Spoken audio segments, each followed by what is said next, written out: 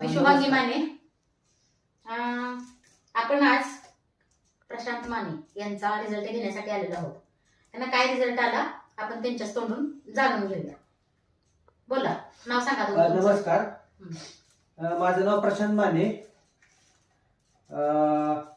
मला गेल्या अनेक वर्षापासून पित्ताचा त्रास होता. पोट दुखायचं, सारखं पोट फुगायचं, त्यामुळे जेवण जायचं नाही. नंतर मी अमृत ज्यूसचं सेवन केलं. एक महिना झालं सेवन करतो अमृत ज्यूसचं. मला चांगला रिझल्ट आलेला आहे. म्हणजे पोटातलं दुखणं संपूर्ण बंद झालेलं आहे. पित्ताचा त्रास तर अजिबातच नाही आता.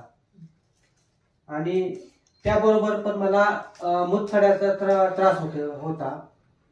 तो पण बरेच वर्षापासून होता. बरीच औषधे केली, आयुर्वेदिक केली, बाकीची दवाखान्यातील केली, तरी पण काही फरक पडला नाही. नंतर मी मग अमृत ज्यूसचा सेवन केल्यापासून मला दोन्ही पण फरक पडले. पोटातला त्रास पण कमी झाला आणि किडनीतून ते राळ बाहेर पडली असं मला जाणून आलं. ते तुम्हाला राळ पडताना बाहेर दिसली? हा, राळ पडताना मला बाहेर दिसली.